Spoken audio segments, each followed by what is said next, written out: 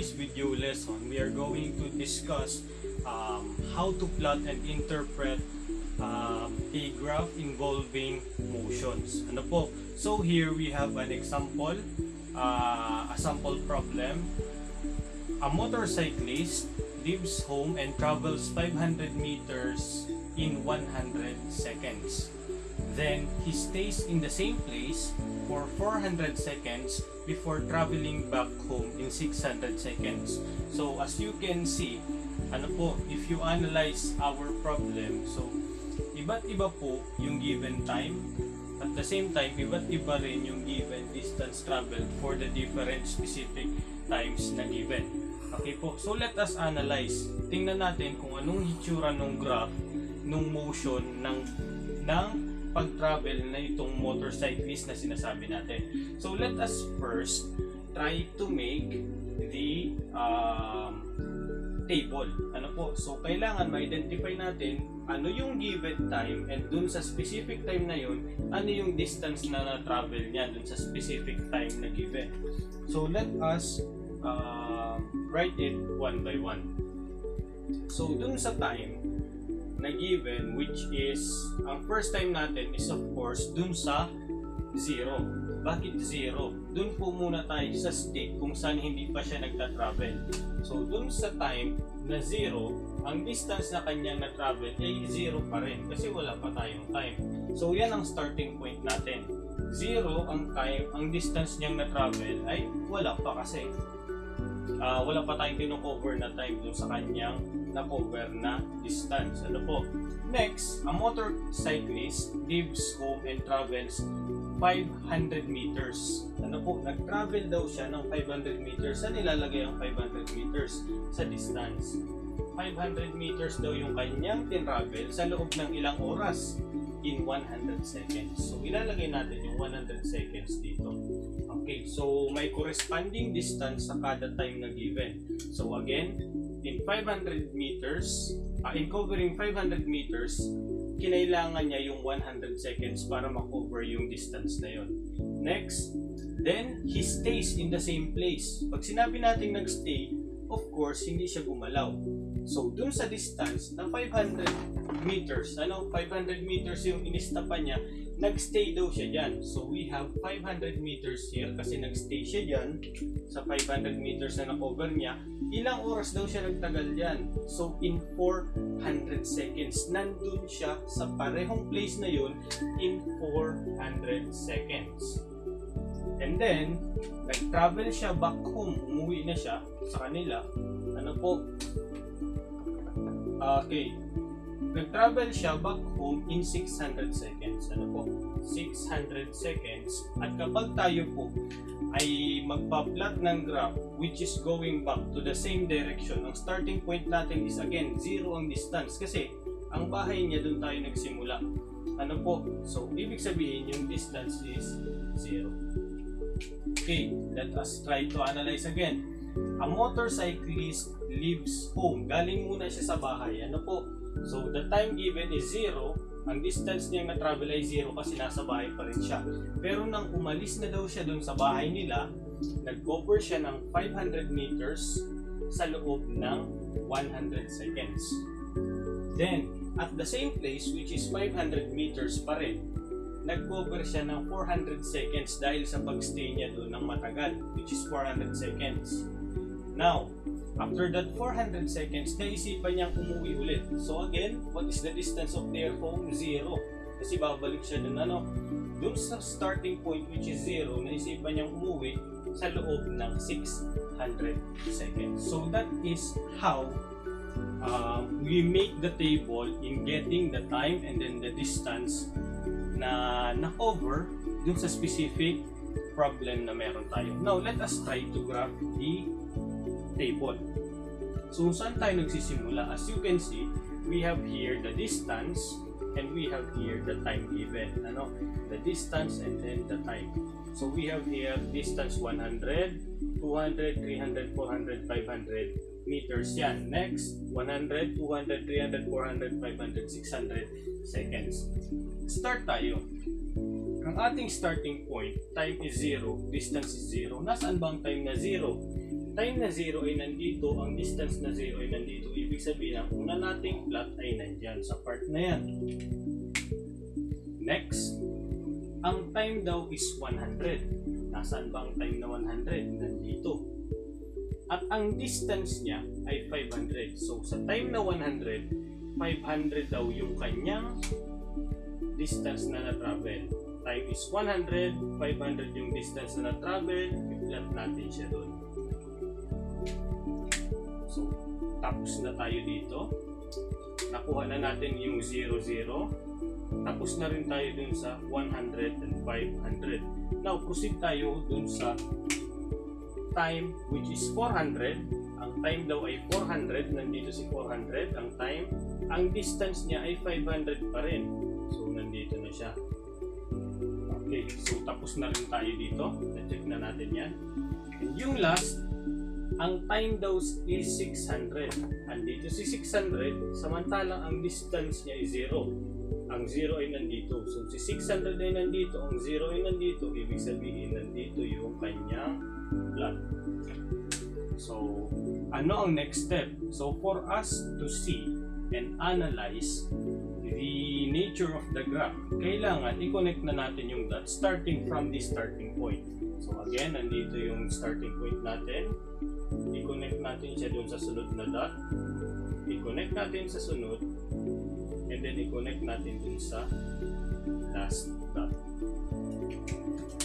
As you can see, dito sa starting point, ito yung point kung saan nakastop yung ating object. Kasi nasa bahay pa siya, which is yung distance na 0. And then, continue siya going to 500 meters sa loob lamang ng 100 seconds, which is at a constant speed. Hindi nagbabago yung kanyang bilis. Next, lumipat siya. Makikita ninyo dito, ang distance niya ay 500 up to 400 seconds. Ano po? 400 seconds. Nasa distance pa rin siya na 500. Meaning, pag ganito yung graph natin, nakastop siya. Kasi nandyan pa rin siya. Parehong distance, 500 going to 500 meters. Kahit umaandar yung oras, nandun pa rin siya sa same distance. Ibig sabihin, hindi siya gumagalaw. Then going back, opposite direction, bumalik siya dun sa distance na 0 meters. Let's have another example. So, in this problem, we have Johnny, a peanut vendor, leaves home and travels 3 kilometers to collect garbage in 2 hours and 15 minutes. When he is already tired, he stays under the tree for 45 minutes before walking again, going home in 2 hours. So, try natin i-plot. Identify first the time and the corresponding distances that they travel dun sa bawat time na indicated dyan sa ating problem. So, let's start first with the, of course, yung ating starting point. Ano po? So, sa ating starting point, dun sa distance, sa bahay nila, ano po, sabi dyan, galing siya sa bahay nila, ano, kasi dun siya umalis, ano, dun siya nanggaling. So, yung distance dun is 0. Kasi dun siya nag-start. And then, wala pa diyang indicated na time kung kailan siya, since starting point pa lamang yun, so ang ating time is 0 pa rin po, ano. So, hindi pa siya niya umaalis sa bahay nila. So, hindi yan counted. Hindi counted yung time ng kanyang pag-stay dun sa bahay nila. Okay, ang given dito sa ating problem, so from the starting point na galing siya sa bahay nila, Johnny leaves home and travels. Umalis na siya, ano? Ang una niyang travel is 3 kilometers. 3 kilometers. Ang distance na kanyang travel sa loob daw po ng 2 hours and 15 minutes. 2 hours and 15 minutes niyang kinover yung distance na 3 kilometers. Now, when he is already tired, syempre pagod na siya. At the same distance, ano po, when he is already tired, he stays under the tree for 45 minutes. Ano po? 45 minutes. Again, hindi siya umalis dun sa kanyang na-travel na distance, which is at the same time 3 3 kilometers pa rin kasi napagod na siya eh. Pag travel niyang 3 kilometers, dun sa loob ng 2 hours and 15 minutes, napagod siya. Nagstay siya dun sa same distance which is 3 kilometers sa loob daw ng 45 minutes. So, kailangan ba natin isulat dito ay 45 minutes lang? No. Ang kailangan natin gawin, i-add si 45 minutes dun sa 2 hours and 15 minutes. So, magiging ilan? So, 2 hours, 15 minutes. I-add natin si 45 dito. So, equivalent na siya 15 plus 45 minutes is equal to 1 hour. So, ibig sabihin, sa distance na 3 kilometers, siya ay nagpahinga doon sa loob ng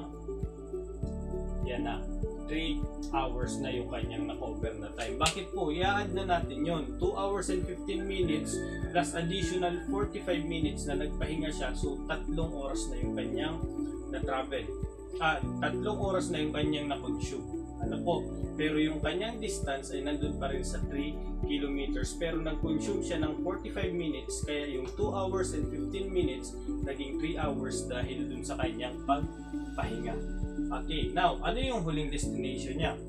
The final destination na kanyang pinuntahan for 2 hours. 2 hours siyang nag-travel pabalik dun sa same distance, going home na. So, distance is 0 for 2 hours. So, yung 3, which is our final given time here, yung 3, madadagdagan ng 2 oras kasi pauwi na siya. So, 5 hours lahat-lahat yung kanyang total time na pag-travel nung kanyang pag-deliver, pag-alis sa bahay, mula pag-alis ng bahay, pag-deliver ng pili nuts, and at the same time hanggang pag-uwi.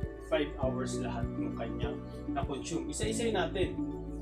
Again, from the starting point, nagsimula siya sa bahay nila, ang distance is 0. And yung time is 0 pa rin kasi it is not counted because hindi siya indicated dun sa problem na nag-consume siya ng time doon. Now, saan tayo nagsimula? So, from the starting point, nag-start tayo dun sa 3 kilometers na kanyang tinravel sa loob daw ng 2 hours and 15 minutes. So, 2 hours and 15 minutes na yung kanyang na-consume dun pa lamang sa pag-travel. After nung pag-travel niya, nagpahinga siya. Nadagdagan ng 45 minutes yung 2 hours and 15 minutes. Kaya naging 3 hours na yung kanyang time na na-consume or at the same distance na 3 kilometers kasi dun pa rin siya nagpahinga. Okay po. Now, umuwi siya, bumalik siya dun sa bahay nila, dun sa starting point na 0. Dun sa pag-uwi niya, nag-consume daw siya ng 2 hours pa, kaya yung 3 hours ay madadagdagan ng 2 kaya naging 5 hours. Now, start tayo mag-plot ng graph. So, dun muna tayo sa una. We have here starting point 0 ang time, 0 din ang distance. So, ang ating point ay nandito. Okay, so check na natin to. Next, 2 hours and 15 minutes ang time. Nasaan ang 2 hours? Nandito. So, kailangan may 15 minutes pa daw. So, estimate na lang natin kung nasaan yung 15 minutes. So, ang 15 minutes ay 1/4 ng 1 hour bago maging 3. So, 2 hours and 15 minutes, estimate natin nandito siya. Ang distance daw niyang na-travel ay 3.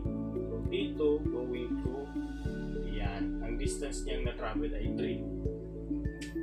Next, pagpatak nung pangatlong hour. So, dun sa 3 hours, ang kanyang distance na na-cover ay at the same time 3 pa rin. So, nandito siya.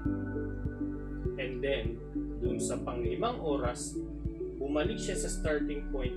Distance is 0 dun sa pang 5 hours niya. So, nandito na yung kanya point. So, i-plot natin yung ating graph. Okay, starting point, nakastop siya dito.